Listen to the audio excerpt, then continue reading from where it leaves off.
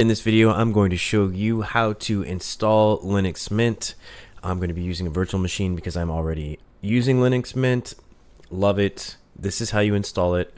So let's say, okay, so I forgot about this part because I have the ISO file already. So what you're going to want to do is let's do this part. Okay. Let's do this part real quick. Let's go. What are we looking at? Okay, the web browser. All right, so Linux Mint ISO. Boom. Okay, so we're gonna go to Home Linux Mint. Then you're gonna go to Download, and then you're gonna go to the installation instructions. I like the Cinnamon version. I like the Cinnamon desktop.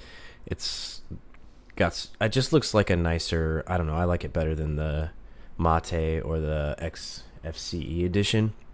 I like Cinnamon, so that's the one I've downloaded. So you go to download here, and then this is how you verify if the file is correct or not. You can do that. Look up how to do that. It's pretty easy. I'm not going to show you how to do that right now.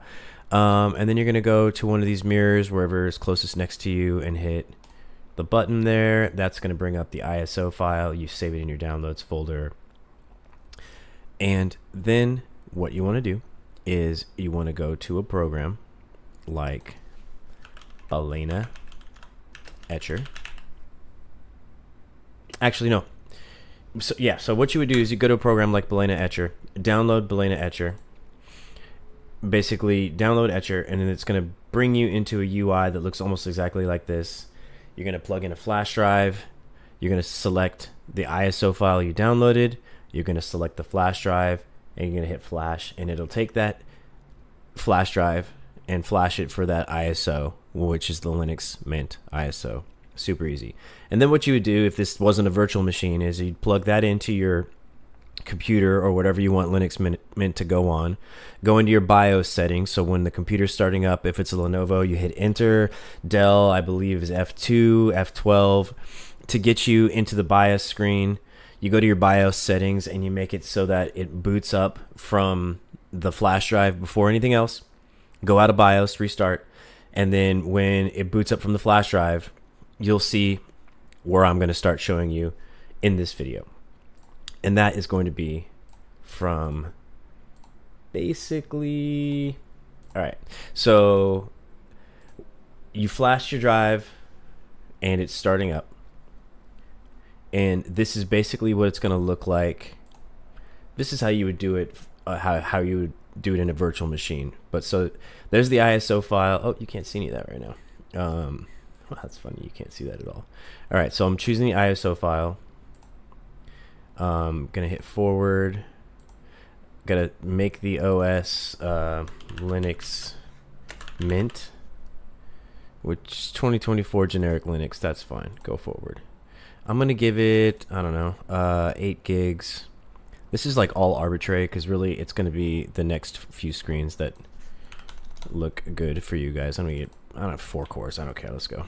25 gigabytes. Sure. Doesn't matter at this point. Linux 2024 is going to be the name of it, and it's creating the virtual machine. Boom. All right, let's see. How do I want it to show? Okay, cool. So then we come to this. So this is basically where you would end up. This is where you would end up once the computer started again, and you are now in the Linux installation. So we're going to go ahead and start Linux Mint 21.2. So now we're in the virtual machine.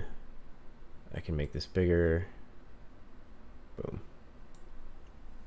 So this is it. So this is how it would, this is literally how it would start up on your computer. So I have a wireless connection. So from this screen right here, you can just check out all of what it looks like. You can go into these menus. You can open up Firefox. I recommend trying a bunch of different things. Make sure that your internet works. Make sure your sound driver works.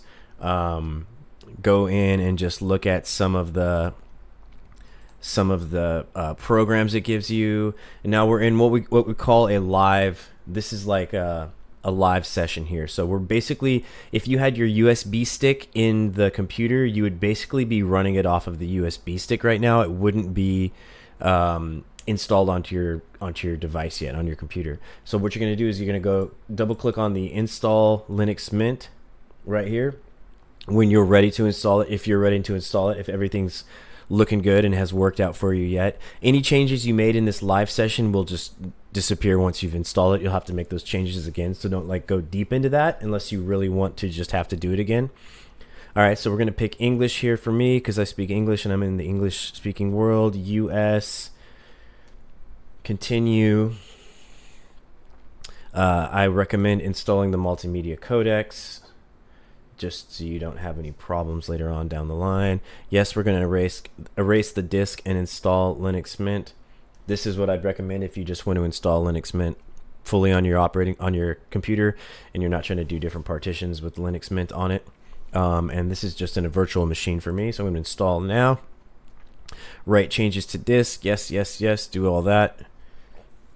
So mind you, I'm doing this in a virtual machine, but this is what it would be looking like on your computer once you start it up. Once you clicked OK, go ahead and install Linux Mint. I am in the West Coast time zone here.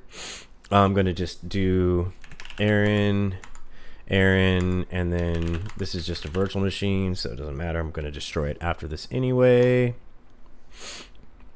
Boom. And now Linux Mint is starting up. This is exactly what it would look like on your computer if you downloaded and installed Linux Mint. Super easy. Balena Etcher is very easy to find. If you want to flash a flash drive, you can always do a virtual machine like I did. If you did a virtual machine, I used the virtual machine manager on QEMU KVU. And now Linux Mint is just installing. It's pretty quick. I feel like it's a lot quicker than Windows typically as an install. Yeah, I love Linux Mint. I've used Arch. I have Ubuntu server on a server I have. I've used Fedora. I just really like Linux Mint. Sure, some people like tiling window managers a lot more than the floating ones. I kind of set it up so that they kind of stick in places anyway, and my workflow on this is pretty fast. I like Arch Linux and I like Wayland for its like tiling capabilities. I do enjoy that, and it's really pretty. But for me, I mean, I just like Linux Mint. It's easy. I don't like Windows. I'm a came from Mac OS guy, so to me, I've never liked Windows. I use Windows for work. I think it's terrible. For work, it's great. You know, they're not advertising to me at work. I don't have to worry about that. It's pretty much Enterprise Edition. It gets everything I need to done. Active Directory works really well on it. I don't use the command line a lot on it, and when I do, it's pretty simple. I never use PowerShell. And then, you know, at times I'll even SSH from my Windows computer into like a Linux terminal. So I'm still using Linux over there, and I think the terminal in Linux Bash is kind of what I learned before anything else. I had some knowledge of MS-DOS back in the day. I was using MS-DOS when that was the operating system before Windows had come out. And I really liked writing little scripts and programs in DOS. That was fun. But then I took a major hiatus like after Windows NT came out and didn't use any Windows devices for like 10 years. And then I got back into Android phones. So Android phones were the first phones that I had. And then I got an iPhone finally in like 2014 or something like that. And then I didn't even use a Windows computer again until 2024. So from like 2001 to 2024, I had not touched a Windows machine like in my own home at all. I got a MacBook Pro in 2015, 16, something like that.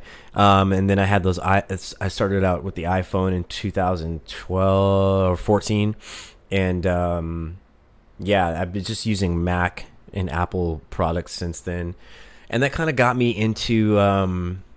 I kind of started like messing around in the terminal on Mac, and I was like, oh, Unix, okay, or Unix like, and that kind of was like, oh, well, what else is like this? And then I built a computer in 2023, and when I built it, I immediately just put Linux Mint on it, and I have not looked back since. There were some compatibility issues at first. I don't have NVIDIA, but I worked through all those, and gaming on this PC is like a dream. It's awesome. All right, so boom, restart now.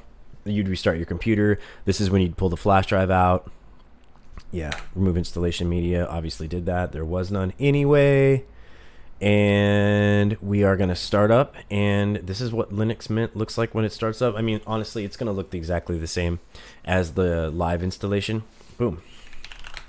And we're in. Super easy, super quick.